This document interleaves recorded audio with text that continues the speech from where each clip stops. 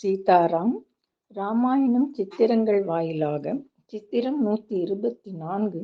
ஹனுமன் சீதை சம்பாஷணை. ஹனுமன் பேசலானார், சீதை செவிமடுக்கலானாள். ஆரம்பிக்கும் பொழுதே சூரிய வம்சத்தின் தலை சிறந்த அரசனான தசரதனை தொடங்கினார். தசரதனுக்கு 4 புதல்வர்கள். மூத்த புதல்வன் ராமர் உண்மையே வடிவானவர் என்றும், அவருக்கு தண்டகாரண்யத்தில் நடந்தவை, ஜனஸ்தானத்தில் அவர் ராட்சசர்களை வதம் செய்தது மற்றும் அவரது மனைவியை ராவணன் கடத்தியது என்று எல்லாம் கூறி முடித்தார். மேலும் சுக்ரீவன் என்ற வானர தலைவனை ராமர் தோழமை பூண்டது, வாலி வதம், சீதையை தேட செய்த முயற்சிகள், சம்பாதி என்ற ஜடாயுவின் சகோதரன் ராவணனால் சீதை கடத்தப்பட்டு இலங்கையில் உள்ளதை கூறியது, அதனால் தான் கடலை தாண்டி வந்தது, தற்போது சீதையை தான் கண்டது வரை சொல்லிவிட்டு ஹனுமன் மௌனமானார். சீதையோ தான் காண்பது கனவா நனவா என வியப்பில் ஆழ்ந்தாள். பயத்துடன் சுற்றுமுற்றும் பார்த்தாள். ராட்சசிகள் தூக்கத்தில் ஆழ்ந்திருந்தனர். மேலே சிம்சுபா மரத்தின் ஒரு கிளையில் ஹனுமனை கண்டாள். அங்கே அவர் அடக்கத்துடன் அமர்ந்திருந்தார். சீதையோ கலக்கத்துடன் அழத் தொடங்கினாள். ஹனுமன் தான் கீழே இறங்குவது உச்சிதம் என எண்ணி கீழே இறங்கி சிரசில் தன் 2 கரங்களையும் குவித்து அவள் சந்தேகத்தை போக்கும் வண்ணம் பேசத் தொடங்கினான். ஹனுமன் சீதையை யார் என்றும், பார்ப்பதற்கு தேவலோக மங்கை போல் தோற்றமளித்தாலும் சோகத்தால் பீடிக்கப்பட்டு உள்ளதையும் கூறி, அவளது பாதங்கள் பூமியை தொட்டு கொண்டிருப்பதால் தேவலோக மங்கை இல்லை என தான் அனுமானிப்பதாகவும் சொன்னார்.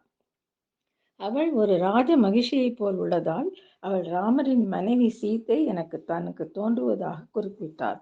அதை கேட்ட சீதை மகிழ்ந்து தான் சீதை தான் என்றும், தனது வாழ்வின் நிகழ்வுகள் ராவணனால் கடத்தப்பட்டது வரை சொல்லி, தற்போது ராவணன் தனக்கு 2 மாத கெடு வைத்திருப்பதையும் பயத்தில் வாழ்ந்து வருவதையும் உணர்த்தினாள்.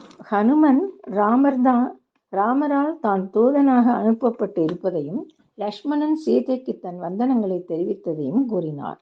சீதைக்கு இதை கேட்டு சிறிது நம்பிக்கை துளிர்விடத் தொடங்கியது. உடனே அனுமன் தன்னை அறியாது ஆர்வத்துடன் சீதையின் அருகில் செல்ல, சீதையின் சந்தேகம் வலுக்கத் தொடங்கியது. நிச்சயம் ராவணன் தான் ஒரு குரங்கு வடிவில் வந்துள்ளான் என பயந்தாள். இதை பார்த்த ஹனுமன் அவளை தரையில் விழுந்து வணங்கினார். ஆனால் சீதையோ வேறு பக்கம் பார்த்து கொண்டிருந்ததால் இதை கவனிக்கவில்லை. முகத்தை திருப்பிய சீதை ஹனுமன் இன்னும் வணங்கின நிலையிலேயே தரையில் இருப்பதை கண்ணுற்று, அவர் ராமதூதர் தான் எனில் ராமரை பற்றி அவர் அறிந்த விவரங்களை கூறும்படியும், அவரது சொற்களால் தான் மன அமைதி பெற்றதையும் மொழிந்தாள். சீதையின் காது குளிர ஹனுமன் அவளுக்கு உகந்த வார்த்தைகளால் ராமரை வர்ணிக்கத் தொடங்கினார். முதலில் எல்லோருக்கும் ராமரை பற்றி தெரிந்த விஷயங்கள், பின் ஓர் ஆசிரியர் மாணவரிடம் கேள்விகள் கேட்டு பதில் பெறுவது போன்று, இறுதியில் சுக்ரீவனின் அமைச்சர் என்று பொறுப்பாக, இவ்வாறு 3 விதமாக சுவாரஸ்யமாக பதிலளித்தார். சீதை அவர் பேச பேச பிரமிப்புடன் அவரை பார்க்கலானாள். முற்றிலும் நம்பிக்கை அடைந்தாள். அவர் சூரியனைப் போல் புகழ் பெற்றவர், சந்திரனைப் போல் இனிமையானவர், சத்தியவான், நாராயணன் போல் பராக்கிரமசாலி, வேதம் மோதும் அந்தணர்களை மதித்து போற்றுபவர், மனிதர் குல மாணிக்கம் என பலவிதமாக ராமரை புகழ்ந்தார். அனுமன் அடுத்து ராமரது அங்க லாவண்யங்களை கூற ஆரம்பித்தார். இதனிடையே சீதை மனிதர்களான ராமலட்சுமணர்களுக்கு வானரர்களுடன் எப்படி சம்பந்தம் ஏற்பட்டது என்றும் வினவினாள்.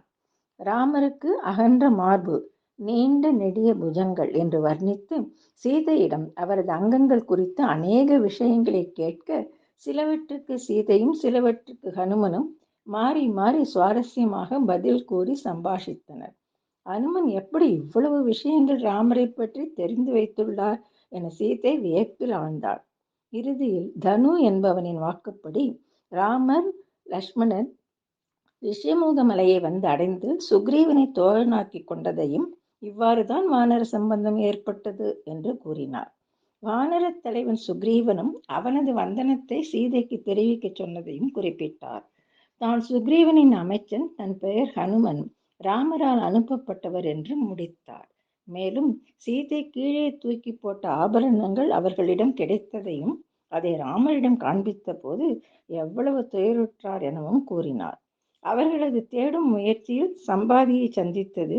தான் சமுத்திரத்தை தாண்டி இலங்கையை அடைந்து எல்லா இடங்களிலும் தேடி இறுதியில் அசோகவனத்தை அடைந்து சீதையை கண்டது வரை கூறிவிட்டு, சீதை இருக்குமிடம் தெரிந்துவிட்டபடியால் ராமர் கட்டாயம் இலங்கை வந்து அவளை திரும்பவும் அவருடன் அழைத்துச் செல்வார் என உறுதியளித்தார்.